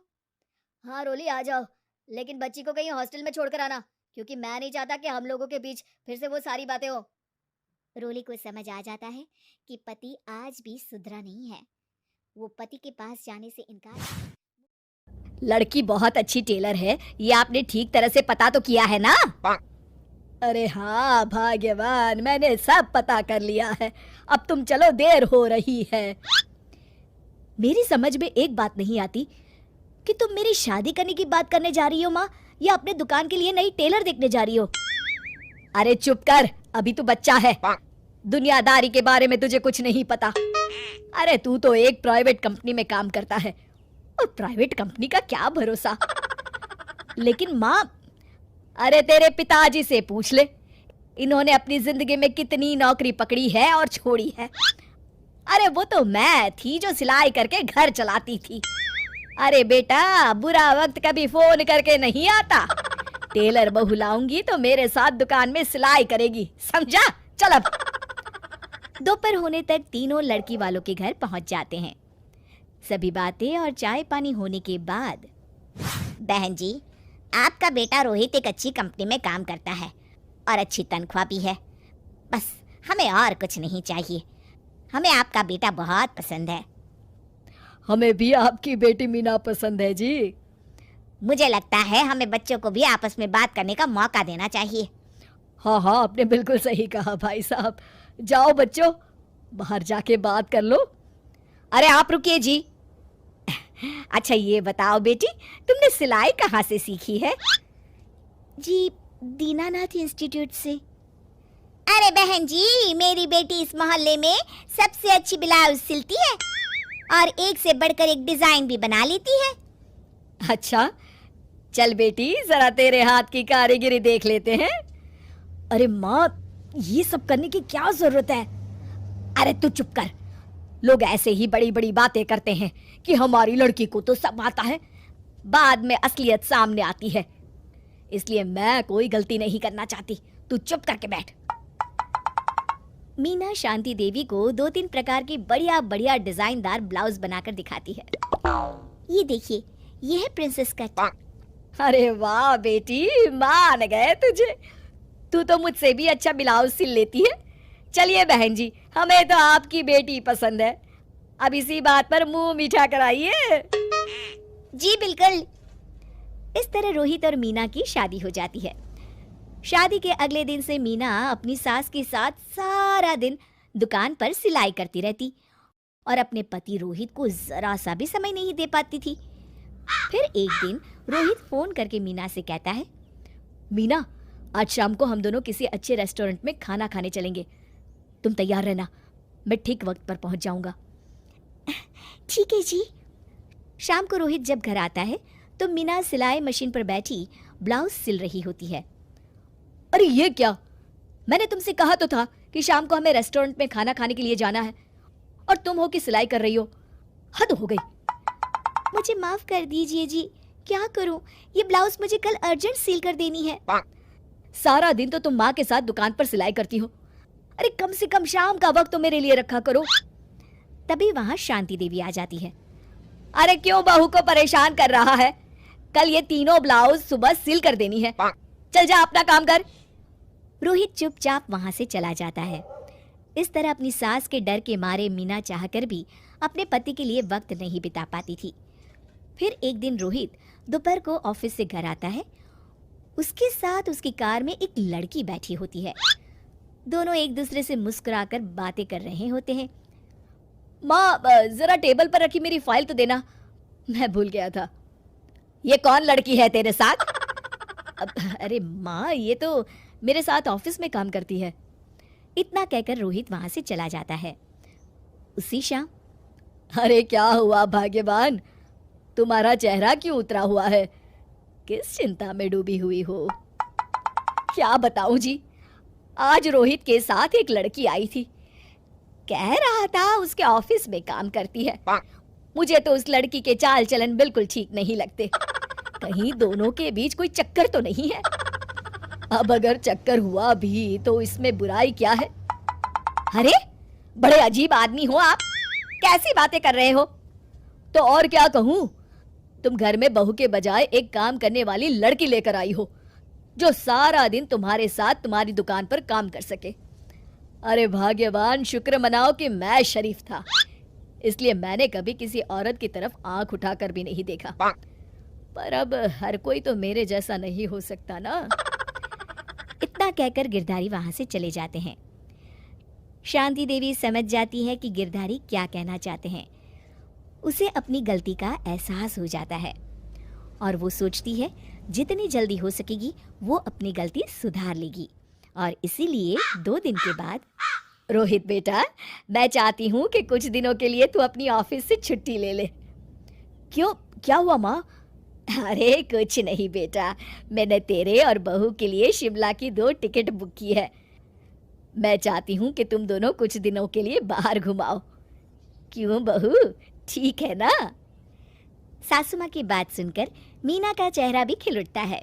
वो शर्मा कर कहती है, जी माँ जी, जैसा आप ठीक समझे। और इस तरह शांति देवी पूरी तरह से बदल जाती है। शिक्षा, बहू को बहू नहीं बल्कि बेटी समझना चाहिए और ना कि बहू। सुनीता जी की बहू की उम्र अब लगभग 37 साल की हो चुकी थी, लेकिन दिखने में अब भी वो किसी 22 साल की लड़की की तरह खूबसूरत लगती थी। सुनीता जी की बहू का नाम था अवनी। अवनी की खूबसूरती देखकर मोहल्ले की सारी औरतों को उससे जलन होती थी। 37 साल की उम्र में भी अवनी काफी चॉकलेटी लगती थी और इसकी वजह से उसका पति अनिरुद्ध काफी खुश रहता था। अरे अवनी, हमारी पड़ोसन कल कह रही थी सुनीता जी, आपकी बहू को देखकर तो लगता ही नहीं कि 37 की हो गई है। हो सकता है मम्मी जी उनकी बहू 27 साल की उम्र में भी 37 की लगने लगी है, इसीलिए बेचारी को आपसे जलन हो रही होगी। वैसे बहू, मैं किसी से कहूंगी नहीं, लेकिन एक बात तो बता, तुम्हारी इस जवानी का राज क्या है? क्या बताऊं मम्मी जी, आप तो जानती ही हैं, मेरे पापा की चॉकलेट की दुकान थी। मुझे बचपन से ही ना चॉकलेट खाने का बड़ा शौक था। और एक बात बताऊं, मैंने अपने बेडरूम में एक बड़े से बॉक्स में बहुत सारी चॉकलेट रखी हैं और रोज कम से कम 4 चॉकलेट खाती हूँ। बस इसी की वजह से मैं इतनी चॉकलेटी और खूबसूरत दिखती हूँ। अरे लेकिन मैंने तो सुना था कि ज्यादा मीठा खाने से आदमी बूढ़ा दिखने लगता है। ये सब कहने की बातें हैं। चॉकलेट खाने से तो इंसान मीठा मीठा बोलता है और खूबसूरत दिखता है। लेकिन आप किसी से कहना मत सासू माँ। अगले दिन जब सुनीता जी अपने पड़ोस की औरत से मिलती है तो उनकी पड़ोसन फिर से वही सवाल करती है। अरे सुनीता जी, बताइए तो सही, आखिर आपकी बहू इतनी चॉकलेटी कैसे दिखती है? कल देखा था मैंने, ब्राउन कलर की साड़ी पहनकर बिल्कुल चलती फिरती चॉकलेट नजर आ रही थी। वैसे मैंने अपनी बहू से पूछा था। अब देखो, उसने ना मुझे किसी को बताने से मना किया है, लेकिन तुम मेरी सहेली हो इसलिए बता देती हूँ। अरे हाँ हाँ, बताओ ना सुनीता बहन, मैं भी उसका नुस्खा अपना लूंगी और जवान दिखने लगूंगी। और मेरी बहू, वो तो 27 साल की उम्र में ही बूढ़ी होने लगी है, फिर देखना अपनी बहू से भी ज्यादा खूबसूरत दिखूंगी। मेरी बहू ने बताया था कि वो भर भर के चॉकलेट खाती है, लेकिन देखो तुम किसी को बताना मत। हाँ। जवान और खूबसूरत दिखने के चक्कर में सुनीता और उसके पड़ोसन दोनों मिलकर खूब चॉकलेट खाने लगते हैं, लेकिन ये बात वो दोनों किसी को नहीं बताती। कुछ दिनों के बाद, कुछ दिनों से पैर में बहुत दर्द हो रहा है। हाँ, मेरे भी पैर बहुत दुखते हैं। जब से चॉकलेट खाना शुरू किया है तब से ही ऐसा हुआ है। जवानी तो दूर, मेरे तो चेहरे की स्किन लटक कर नीचे आ गई है। कुछ दिनों के बाद, अनिरुद्ध बेटा, मैं डॉक्टर से ब्लड शुगर चेक करवाने गई थी, मुझे तो डायबिटीज हो गई है। मम्मी, लेकिन कुछ दिन पहले तो आप बिल्कुल ठीक थी, अचानक आपको डायबिटीज कैसे हो गई? अब तो मीठा भी कम खाती हैं। हाँ हाँ, मैं कहाँ मीठा खाती हूँ, लेकिन पता नहीं डायबिटीज कैसे हो गई। सुनीता अपने बेटे अनिरुद्ध से चॉकलेट खाने वाली बात को छुपा लेती है और अपनी पड़ोसन सहेली के पास जाती है। अरे क्या बताऊं बहन, चॉकलेट खाने के चक्कर में जवानी तो आ नहीं रही, डायबिटीज की बीमारी लग गई। हाय रे, मेरे साथ भी यही हुआ। मैं भी डॉक्टर से शुगर चेक करवा के आई तो पता चला कि डायबिटीज आ गई है। अरे भगवान भला करे तुम्हारी बहू का, जिसने हमें चॉकलेट खाने की सलाह दी। लेकिन मेरी बहू ने कब कहा कि हमें चॉकलेट खानी चाहिए? उसने तो ये बताया था कि वो चॉकलेट खाती है। लेकिन अब हम क्या करें, हम दोनों तो जवान दिखने के चक्कर में बीमारी की चपेट में आ गए। तुम कहो तो मैं अपनी बहू से ही इसका इलाज पूछ लेती हूँ। अरे वो तो इतना चॉकलेट खाती है, उसे भी तो डायबिटीज हुई होगी ना, तो वो भी तो अपना ध्यान रखती होगी। अरे रहने दो, तुम्हारे चक्कर में लेने के देने पड़ जाएंगे। जानती हो, हमारे मोहल्ले की सारी औरतों को डायबिटीज हो गई है। अरे लेकिन उन्हें कैसे डायबिटीज हो गई? यह कोई छूत की बीमारी थोड़ी ना है। बुरा मत मानना, वो तुम्हारी बहू का जवान दिखने वाला नुस्खा मैंने उन सबको भी बता दिया था। हाय रे, ये क्या कर दिया तुमने? मोहल्ले की सारी औरतों को मीठे की बीमारी लगा दी। अरे लेकिन अब क्या होगा ये बताओ। होना क्या है, जवानी तो दूर, अब बुढ़ापा जल्दी आ जाएगा।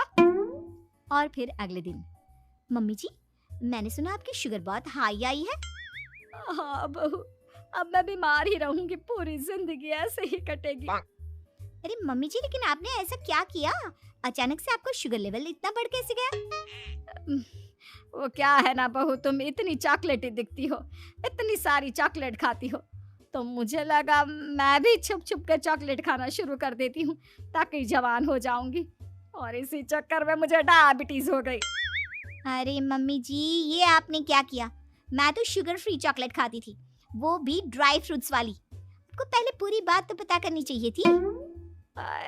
ये मैंने क्या कर दिया? मैंने अपनी पड़ोसन को ये नुस्खा बताया और उसने सारे मोहल्ले की औरतों को। हाँ? तो क्या मोहल्ले की सारी औरतें डायबिटीज की शिकार हो गई हैं? और नहीं तो क्या, सबको तुम्हारी तरह चॉकलेटी और जवान जो दिखना था। अब हम क्या करें, सबका पाप हमारे ही मत्थे लगेगा। अरे नहीं मम्मी जी, आप उसकी चिंता मत करिए, कल पार्क में मोहल्ले की सारी औरतों को बुलाइए, देखना मैं कुछ न कुछ इलाज जरूर बताऊंगी। अवनी के कहने पर सुनीता मोहल्ले की सारी औरतों को पार्क में बुलाती है। अब हमें यहाँ क्यों बुलाया है? पहले ही तुम्हारी बहू के चक्कर में डायबिटीज हो गई है हमको। चॉकलेट ही बनना तो दूर, खुद चलता फिरता चॉकलेट का डब्बा बन गया है। मीठे की बीमारी जो लग गई है। अरे हाथ पांव इतने दुखते हैं, ऐसा लगता है अभी से बुढ़ापा आ गया। सुनीता बहन, ये तुमने अच्छा नहीं किया। अरे आप सब लोग चुप हो जाइए, बस कुछ दिन की बात है, सब पहले से भी ज्यादा खूबसूरत और जवान हो जाएंगी। अब हमें तुम्हारी कोई बात नहीं माननी। ठीक है, तो क्या आप लोग मेरी तरह चॉकलेटी, खूबसूरत, अच्छा नहीं दिखना चाहती? देखना तो चाहते हैं, लेकिन अब देखने के लायक भी नहीं रहे। देखिए, कल से रोज सुबह 5:30 बजे सब लोग मुझे यहाँ पर मिलेंगे। हम मॉर्निंग वॉक करने के लिए जाएंगे और देखना धीरे धीरे कैसे ये बीमारी आप लोगों का पीछा छोड़ देती है और आप फिर से जवान दिखने लगेंगे। सारी औरतें एक बार फिर से अवनी की बात मान लेती हैं और सबका शुगर लेवल पहले से कम हो जाता है और हेल्थ पहले से भी अच्छी। बहू, भगवान भला करे तुम्हारा, वरना सब लोगों की हाय हमको लग जाती। मम्मी जी, कभी भी किसी की भी पूरी जानकारी के बिना कॉपी नहीं करनी चाहिए, भले ही वो चॉकलेटी और जवान बनने की बात हो या फिर कुछ और।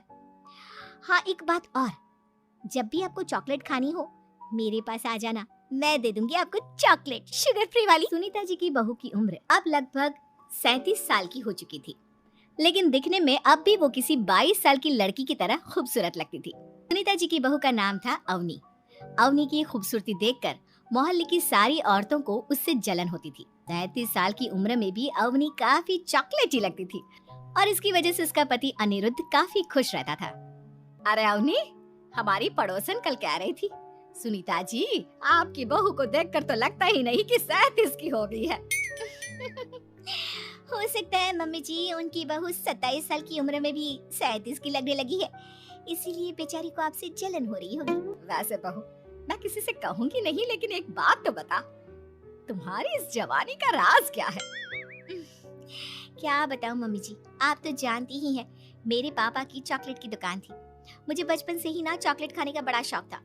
और एक बात बताऊं, मैंने अपने बेडरूम में एक बड़े से बॉक्स में बहुत सारी चॉकलेट रखी है और रोज कम से कम 4 चॉकलेट खाती हूँ। बस इसी की वजह से मैं इतनी चॉकलेटी और खूबसूरत दिखती हूँ। अरे लेकिन मैंने तो सुना था कि ज्यादा मीठा खाने से आदमी बूढ़ा दिखने लगता है। ये सब कहने की बातें हैं। चॉकलेट खाने से तो इंसान मीठा मीठा बोलता है और खूबसूरत दिखता है, लेकिन आप किसी से कहना मत सासू माँ। अगले दिन जब सुनीता जी अपने पड़ोस की औरत से मिलती है तो उनकी पड़ोसन फिर से वही सवाल करती है। अरे सुनीता जी, बताइए तो सही, आखिर आपकी बहू इतनी चॉकलेटी कैसे दिखती है? कल देखा था मैंने, ब्राउन कलर की साड़ी पहनकर बिल्कुल चलती फिरती चॉकलेट नजर आ रही थी। वैसे मैंने अपनी बहू से पूछा था, अब देखो उसने ना मुझे किसी को बताने से मना किया है, लेकिन तुम मेरी सहेली हो इसलिए बता देती हूँ। अरे हाँ हाँ, बताओ ना सुनीता बहन, मैं भी उसका नुस्खा अपना लूंगी और जवान दिखने लगूंगी। और मेरी बहू, वो तो 27 साल की उम्र में ही बूढ़ी होने लगी है, फिर देखना अपनी बहू से भी ज्यादा खूबसूरत दिखूंगी। मेरी बहू ने बताया था कि वो बार बार की चॉकलेट खाती है, लेकिन देखो तुम किसी को बताना मत। हाँ, जवान और खूबसूरत दिखने के चक्कर में सुनीता और उसके पड़ोसन दोनों मिलकर खूब चॉकलेट खाने लगते हैं, लेकिन ये बात वो दोनों किसी को नहीं बताती। कुछ दिनों के बाद, कुछ दिनों से पैर में बहुत दर्द हो रहा है। हाँ, मेरे भी पैर बहुत दुखते हैं। जब से चॉकलेट खाना शुरू किया है तब से ही ऐसा हुआ है। जवानी तो दूर, मेरे तो चेहरे की स्किन लटक कर नीचे आ गई है। कुछ दिनों के बाद, अनिरुद्ध बेटा, मैं डॉक्टर से ब्लड शुगर चेक करवाने गई थी, मुझे तो डायबिटीज हो गई है। मम्मी, लेकिन कुछ दिन पहले तो आप बिल्कुल ठीक थी, अचानक आपको डायबिटीज कैसे हो गई? अब तो मीठा भी कम खाती हैं। हाँ हाँ, मैं कहाँ मीठा खाती हूँ, लेकिन पता नहीं डायबिटीज कैसे हो गई। सुनीता अपने बेटे अनिरुद्ध से चॉकलेट खाने वाली बात को छुपा लेती है और अपनी पड़ोसन सहेली के पास जाती है। अरे क्या बताऊं बहन, चॉकलेट खाने के चक्कर में जवानी तो आ नहीं रही, डायबिटीज की बीमारी लग गई। हाय रे, मेरे साथ भी यही हुआ। मैं भी डॉक्टर से शुगर चेक करवा के आई तो पता चला कि डायबिटीज आ गई है। अरे भगवान भला करे तुम्हारी बहू का, जिसने हमें चॉकलेट खाने की सलाह दी। लेकिन मेरी बहू ने कब कहा कि हमें चॉकलेट खानी चाहिए? उसने तो ये बताया था कि वो चॉकलेट खाती है। लेकिन अब हम क्या करें, हम दोनों तो जवान दिखने के चक्कर में बीमारी की चपेट में आ गए। तुम कहो तो मैं अपनी बहू से ही इसका इलाज पूछ लेती हूँ। अरे वो तो इतना चॉकलेट खाती है, उससे भी तो डायबिटीज हुई होगी ना, तो वो भी तो अपना ध्यान रखती होगी। अरे रहने दो, तुम्हारे चक्कर में लेने के देने पड़ जाएंगे। जानती हो, हमारे मोहल्ले की सारी औरतों को डायबिटीज हो गई है। अरे लेकिन उन्हें कैसे डायबिटीज हो गई? यह कोई छूत की बीमारी थोड़ी ना है। बुरा मत मानना, वो तुम्हारी बहू का जवान दिखने वाला नुस्खा मैंने उन सबको भी बता दिया था। हाय रे, ये क्या कर दिया तुमने? मोहल्ले की सारी औरतों को मीठे की बीमारी लगा दी। अरे लेकिन अब क्या होगा ये बताओ। होना क्या है, जवानी तो दूर, अब बुढ़ापा जल्दी आ जाएगा। और फिर अगले दिन, मम्मी जी मैंने सुना आपकी शुगर बहुत हाई आई है। हाँ बहू, अब मैं बीमार ही रहूंगी, पूरी जिंदगी ऐसे ही कटेगी। अरे मम्मी जी, लेकिन आपने ऐसा क्या किया, अचानक से आपका शुगर लेवल इतना बढ़ कैसे गया? वो क्या है ना बहू, तुम इतनी चॉकलेटी दिखती हो, इतनी सारी चॉकलेट खाती हो, तो मुझे लगा मैं भी छुप छुप कर चॉकलेट खाना शुरू कर देती हूँ ताकि जवान हो जाऊंगी, और इसी चक्कर में मुझे डायबिटीज हो गई। अरे मम्मी जी, ये आपने क्या किया? मैं तो शुगर फ्री चॉकलेट खाती थी, वो भी ड्राई फ्रूट्स वाली। आपको पहले पूरी बात तो पता करनी चाहिए थी। ये मैंने क्या कर दिया? मैंने अपनी पड़ोसन को ये नुस्खा बताया और उसने सारे मोहल्ले की औरतों को। हाँ? तो क्या मोहल्ले की सारी औरतें डायबिटीज की शिकार हो गई हैं? और नहीं तो क्या, सबको तुम्हारी तरह चॉकलेटी और जवान जो दिखना था। अब हम क्या करें, सबका पाप हमारे ही मत्थे लगेगा। अरे नहीं मम्मी जी, आप उसकी चिंता मत करिए। कल पार्क में मोहल्ले की सारी औरतों को बुलाइए, देखना मैं कुछ न कुछ इलाज जरूर बताऊंगी। अवनी के कहने पर सुनीता मोहल्ले की सारी औरतों को पार्क में बुलाती है। अब हमें यहाँ क्यों बुलाया है? पहले ही तुम्हारी बहू के चक्कर में डायबिटीज हो गई है हमको। चॉकलेट ही बनना तो दूर, खुद चलता फिरता चॉकलेट का डब्बा बन गया है, मीठे की बीमारी जो लग गई है। अरे हाथ पांव इतने दुखते हैं, ऐसा लगता है अभी से बुढ़ापा आ गया। सुनीता बहन, ये तुमने अच्छा नहीं किया। अरे आप सब लोग चुप हो जाइए, बस कुछ दिन की बात है, सब पहले से भी ज्यादा खूबसूरत और जवान हो जाएंगी। अब हमें तुम्हारी कोई बात नहीं माननी। ठीक है, तो क्या आप लोग मेरी तरह चॉकलेटी, खूबसूरत, अच्छा नहीं दिखना चाहती? देखना तो चाहते हैं, लेकिन अब देखने के लायक भी नहीं रहे। देखिए, कल से रोज सुबह 5:30 बजे सब लोग मुझे यहाँ पर मिलेंगे। हम मॉर्निंग वॉक करने के लिए जाएंगे, और देखना धीरे धीरे कैसे ये बीमारी आप लोगों का पीछा छोड़ देती है और आप फिर से जवान दिखने लगेंगे। सारी औरतें एक बार फिर से अवनी की बात मान लेती हैं और सबका शुगर लेवल पहले से कम हो जाता है और हेल्थ पहले से भी अच्छी। बहू, भगवान भला करे तुम्हारा, वरना सब लोगों की हाय हमको लग जाती। मम्मी जी, कभी भी किसी की भी पूरी जानकारी के बिना कॉपी नहीं करनी चाहिए, भले ही वो चॉकलेटी और जवान बनने की बात हो या फिर कुछ और। हाँ, एक बात और, जब भी आपको चॉकलेट खानी हो मेरे पास आ जाना, मैं दे दूंगी आपको। लॉकडाउन के चलते डेटिंग ऐप पर मिलते हैं, उसी बीच उनकी बॉन्डिंग बहुत अच्छी बन जाती है और दोनों एक दूसरे से प्यार करने लगते हैं। बस लॉकडाउन खत्म होते ही चटमंगी पट शादी। उससे पहले घर में बात तो कर लो। अरे माँ पापा कभी मना नहीं करेंगे। अमर की बात सुन रश्मि खुश हो जाती है। ऐसे ही दिन बीतते हैं और देखते ही देखते लॉकडाउन खुल जाता है, जिसके अगले ही दिन अमर अपने परिवार के साथ रिश्ता लेकर रश्मि के घर पहुंच जाता है। अभी लॉकडाउन खुला ही है और कोरोना तो खत्म भी नहीं हुआ, इसलिए ज़्यादा कुछ ना करके अगले कुछ दिनों में छोटे फंक्शन के साथ शादी कर लेते हैं। अमर के पापा की बात पर सब सहमत हो जाते हैं। कुछ दिन बाद दोनों की शादी हो जाती है और रश्मि अपने ससुराल पहुंच जाती है। बेटा, शादी तो तूने अपनी मर्जी से कर ली, लेकिन बहू को बोल देना इस घर में हुक्म मेरा ही चलेगा, इसलिए अपना राज जमाने की कोशिश भी ना करें। माँ, रश्मि को यहाँ सिर्फ प्यार, आशीर्वाद और अपनापन चाहिए, पैसा या राज नहीं। बेटी की बात पर सास मुंह बनाए वहाँ से चली जाती है और अब वो हर रोज रश्मि को परेशान करना और ताने देना शुरू कर देती है।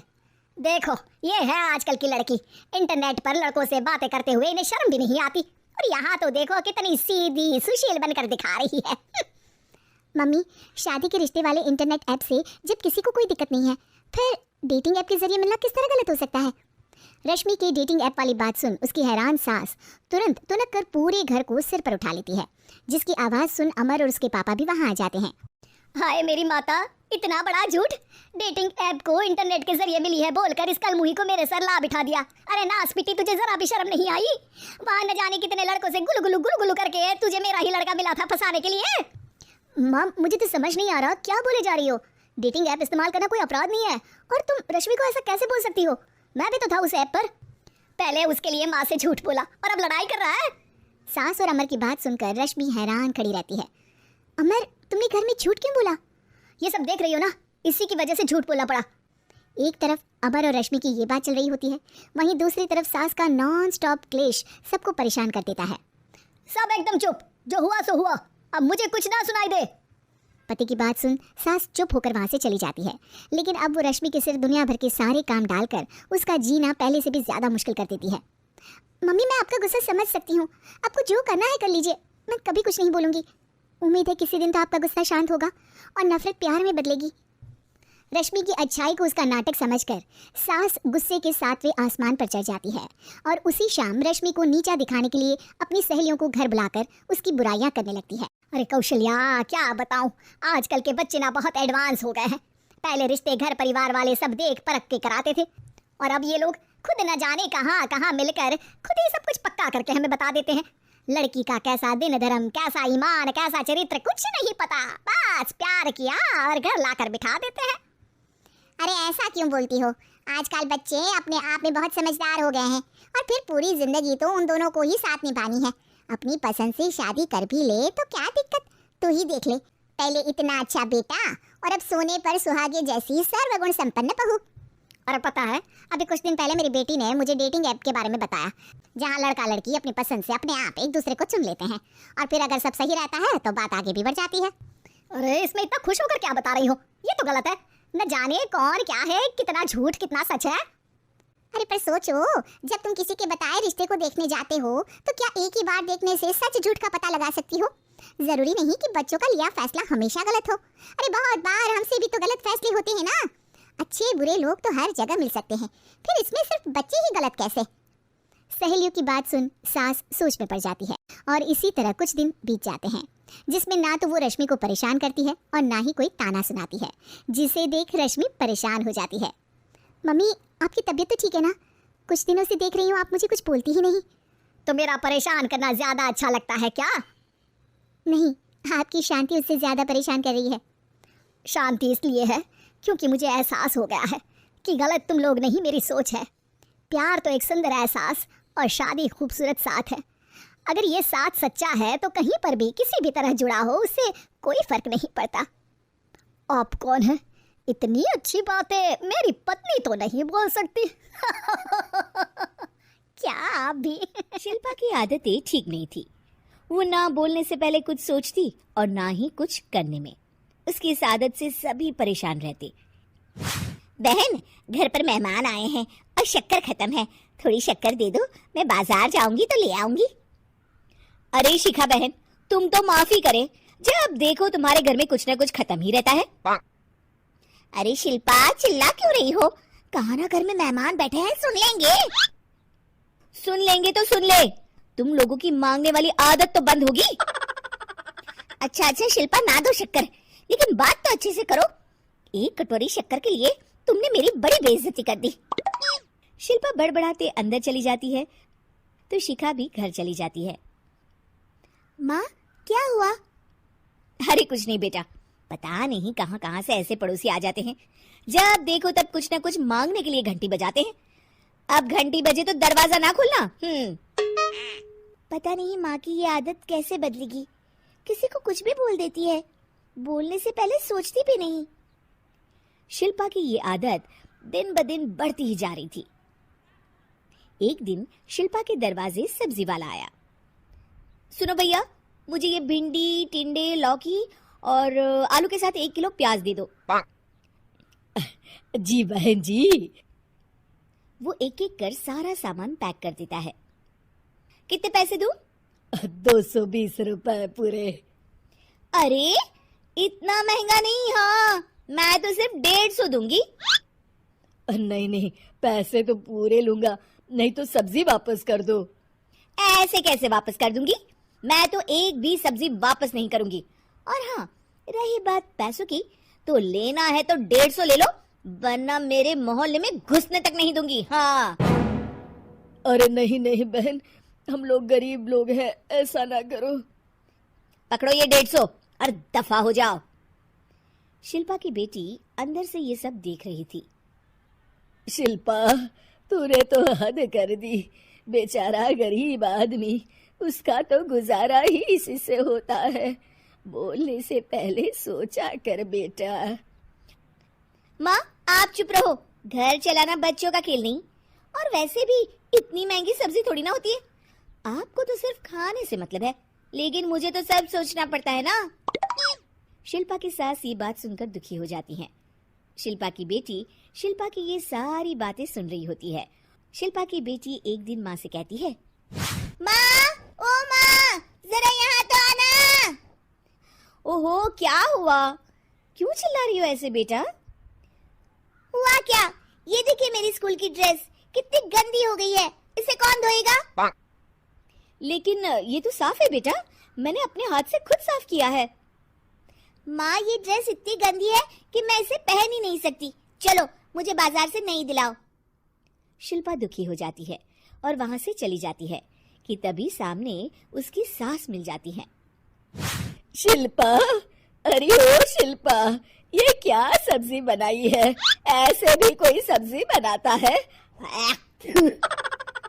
शिल्पा सास की इस हरकत से सख्ते में आ जाती है।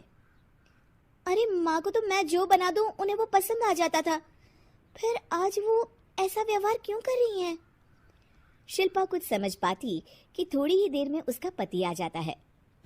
अरे शिल्पा, ये क्या है? क्या हुआ आपको?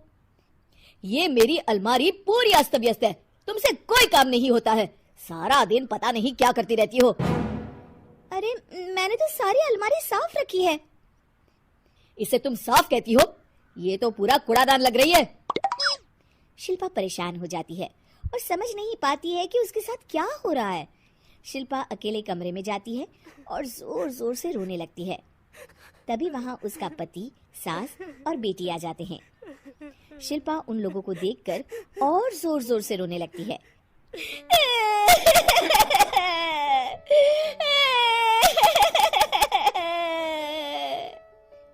कि तभी उसकी सास उससे कहती है, क्या हुआ? यहाँ बैठकर रोती रहोगी या फिर खाने को भी कुछ बनाओगी? माँ, पहले आप बताएं, आप लोगों को क्या हुआ है जो मुझसे ऐसा व्यवहार कर रहे हैं? वही हुआ है जो तुम्हें रोज होता है। मैं समझी नहीं। माँ, आज घर वालों ने आपसे बुरा व्यवहार किया तो आपको कितना बुरा लगा ना? हाँ, मुझे बहुत बुरा लगा। मुझे अच्छा नहीं लगता कोई मुझसे इस तरह से बात करे। सही कहा शिल्पा, जो चीज तुम्हें खुद के लिए अच्छी नहीं लगती वो तुम्हें दूसरों के साथ भी तो नहीं करनी चाहिए। बेटा, हम तुम्हारे अपने हैं, फिर भी तुम्हें अपनों की बात का बुरा लगा। लेकिन सोचो, जिन बाहर के लोगों से तुम ऐसा व्यवहार करती हो उन्हें कैसा लगता होगा। हाँ माँ, आप सच कह रही हैं। मैं आप लोगों से माफी मांगती हूँ, मुझे कड़वा नहीं बोलना चाहिए। मैं समझ गई, मैं आपकी हूँ इसलिए आप लोगों ने मुझे सुधरने का वक्त दिया और मेरा साथ दिया। लेकिन जिन बाहर के लोगों से मैं बुरा व्यवहार करती आई, वो लोग मेरे कड़वे बोल से कितने दुखी होते होंगे। मैं वादा करती हूँ, आज से ऐसा व्यवहार किसी के साथ नहीं करूंगी। सीख, हमें दूसरों के साथ वैसा ही व्यवहार करना चाहिए जो हम खुद के लिए अपेक्षा करते हैं। बहन, घर पर मेहमान आए हैं और शक्कर खत्म है, थोड़ी शक्कर दे दो, मैं बाजार जाऊंगी तो ले आऊंगी। अरे शिखा बहन, तुम तो माफी करे, जब देखो तुम्हारे घर में कुछ न कुछ खत्म ही रहता है। अरे शिल्पा, चिल्ला क्यों रही हो? कहा ना घर में मेहमान बैठे हैं, सुन लेंगे। सुन लेंगे तो सुन ले, तुम लोगों की मांगने वाली आदत तो बंद होगी। अच्छा अच्छा शिल्पा, ना दो शक्कर, लेकिन बात तो अच्छे से करो। एक कटोरी शक्कर के लिए तुमने मेरी बड़ी बेइज्जती कर दी। शिल्पा बड़बड़ाते अंदर चली जाती है तो शिखा भी घर चली जाती है। माँ, क्या हुआ? अरे कुछ नहीं बेटा, पता नहीं कहाँ कहाँ से ऐसे पड़ोसी आ जाते हैं, जब देखो तब कुछ ना कुछ मांगने के लिए घंटी बजाते हैं। अब घंटी बजे तो दरवाजा ना खोलना। पता नहीं माँ की ये आदत कैसे बदलेगी, किसी को कुछ भी बोल देती है, बोलने से पहले सोचती भी नहीं। शिल्पा की ये आदत दिन ब दिन बढ़ती ही जा रही थी। एक दिन शिल्पा के दरवाजे सब्जी वाला आया। सुनो भैया, मुझे ये भिंडी, टिंडे, लौकी और आलू के साथ 1 किलो प्याज दे दो। जी बहन जी। वो एक एक कर सारा सामान पैक कर देता है। कितने पैसे दूं? 220 रुपए पूरे। अरे इतना महंगा नहीं, हाँ मैं तो सिर्फ 150 दूंगी। नहीं नहीं, पैसे तो पूरे लूंगा, नहीं तो सब्जी वापस कर दो। ऐसे कैसे वापस कर दूंगी? मैं तो एक भी सब्जी वापस नहीं करूंगी। और हाँ, रही बात पैसों की, तो लेना है तो 150 ले लो, वरना मेरे मोहल्ले में घुसने तक नहीं दूंगी। हाँ। अरे नहीं नहीं बहन, हम लोग गरीब लोग हैं, ऐसा ना करो। पकड़ो ये 150 और दफा हो जाओ। शिल्पा की बेटी अंदर से ये सब देख रही थी। शिल्पा, तूने तो हद कर दी। बेचारा गरीब आदमी, उसका तो गुजारा ही इसी से होता है। बोलने से पहले सोचा कर बेटा। माँ आप चुप रहो, घर चलाना बच्चों का खेल नहीं, और वैसे भी इतनी महंगी सब्जी थोड़ी ना होती है। आपको तो सिर्फ खाने से मतलब है, लेकिन मुझे तो सब सोचना पड़ता है ना। शिल्पा की सास ये बात सुनकर दुखी हो जाती हैं। शिल्पा की बेटी शिल्पा की ये सारी बातें सुन रही होती है। शिल्पा की बेटी एक दिन माँ से कहती है, माँ, ओ माँ, जरा यहाँ तो आना। ओहो क्या हुआ, क्यों चिल्ला रही हो ऐसे बेटा? हुआ क्या, ये देखिए मेरी स्कूल की ड्रेस कितनी गंदी हो गई है, इसे कौन धोएगा? लेकिन ये तो साफ है बेटा, मैंने अपने हाथ से खुद साफ किया है। माँ ये ड्रेस इतनी गंदी है कि मैं इसे पहन ही नहीं सकती, चलो मुझे बाजार से नई दिलाओ। शिल्पा दुखी हो जाती है और वहां से चली जाती है कि तभी सामने उसकी सास मिल जाती है। शिल्पा, अरे ओ शिल्पा, ये क्या सब्जी बनाई है? ऐसे भी कोई सब्जी बनाता है? शिल्पा सास की इस हरकत से सकते में आ जाती है। अरे माँ को तो मैं जो बना दूं उन्हें वो पसंद आ जाता था, फिर आज वो ऐसा व्यवहार क्यों कर रही हैं? शिल्पा कुछ समझ पाती कि थोड़ी ही देर में उसका पति आ जाता है। अरे शिल्पा, ये क्या है? क्या हुआ आपको? ये मेरी अलमारी पूरी अस्त व्यस्त है, तुमसे कोई काम नहीं होता है, सारा दिन पता नहीं क्या करती रहती हो। अरे मैंने तो सारी अलमारी साफ रखी है। इसे तुम साफ कहती हो? ये तो पूरा कूड़ादान लग रही है। शिल्पा परेशान हो जाती है और समझ नहीं पाती है कि उसके साथ क्या हो रहा है। शिल्पा अकेले कमरे में जाती है और जोर जोर से रोने लगती है। तभी वहां उसका पति, सास और बेटी आ जाते हैं। शिल्पा उन लोगों को देखकर और जोर जोर से रोने लगती है।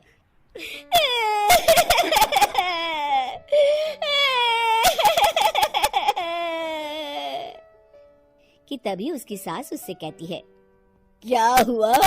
यहाँ बैठकर रोती रहोगी या फिर खाने को भी कुछ बनाओगी? माँ पहले आप बताएं, आप लोगों को क्या हुआ है जो मुझसे ऐसा व्यवहार कर रहे हैं? वही हुआ है जो तुम्हें रोज होता है। मैं समझी नहीं। माँ, आज घर वालों ने आपसे बुरा व्यवहार किया तो आपको कितना बुरा लगा ना? हाँ, मुझे बहुत बुरा लगा, मुझे अच्छा नहीं लगता कोई मुझसे इस तरह से बात करे।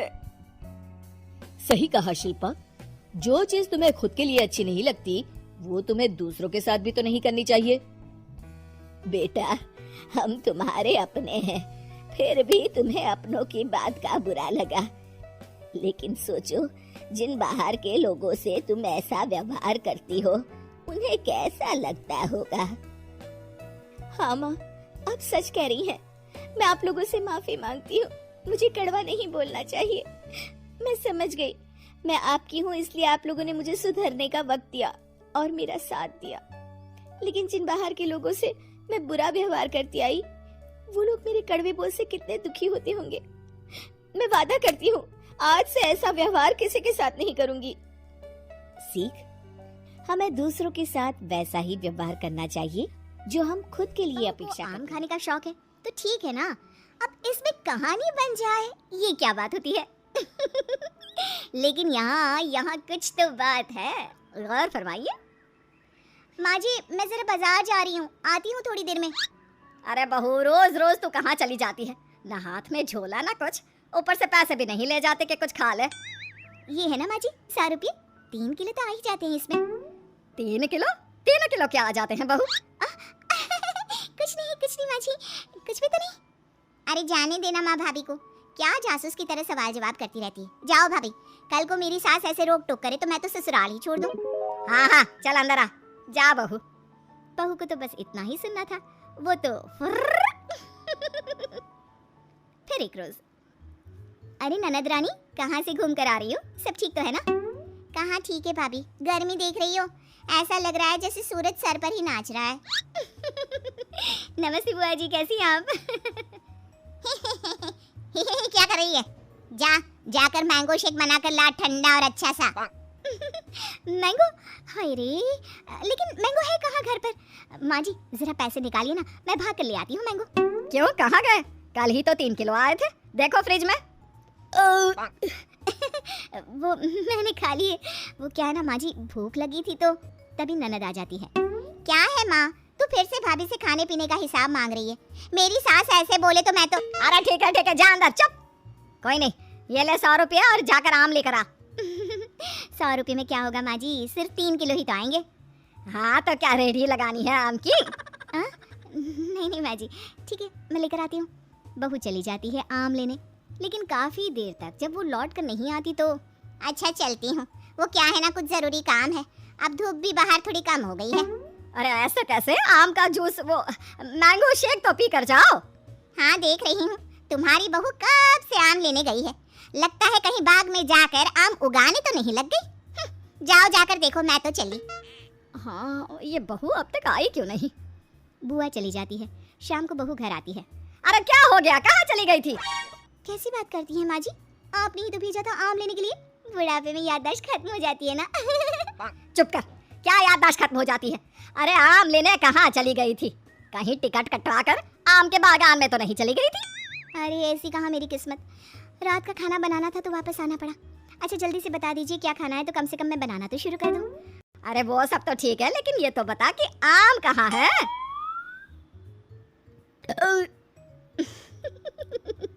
आम का नाम सुनकर बहू फिर से एक डकार मारती है। फिर वो क्या है ना माँ जी, मैं आम तो नहीं लाई।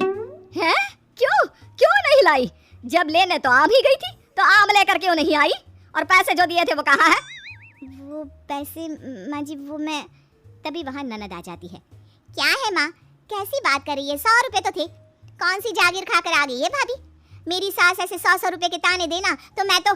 अरे हाँ जा अंदर जा, और बहू तू भी जाकर खाना बना ले। बहू जाकर खाना बनाने लगती है।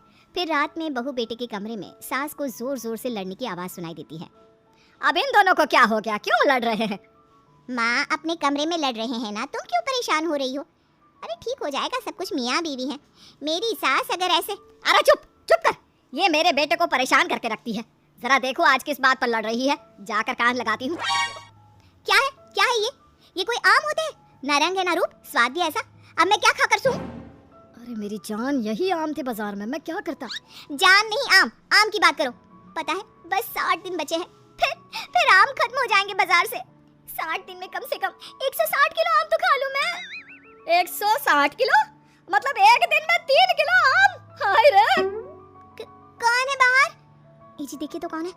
पति बाहर जाता है, दरवाजा खोलता है तो सामने खड़ी होती है माँ। माँ जी आप हम लोगों की बात सुन रही थी? सुन क्या रही थी? अरे जोर जोर से चिल्ला रहे थे तुम दोनों, तो सुनाई पड़ रही थी, और नहीं तो क्या। हाँ वो तो ठीक है, लेकिन कुछ सुना तो नहीं ना? देख बहू, इतने आम खाना ठीक बात नहीं। अरे पेट में गर्मी कर देता है। 3-4 किलो आम कोई रोज खाता है क्या? चलिए माँ जी, अब बात खुल ही गई है तो ठीक है, अच्छा ही है। अब बाहर जाकर पार्क में पेड़ के नीचे बैठकर आम तो नहीं खाने पड़ेंगे मुझे। क्या तू ये रोज रोज?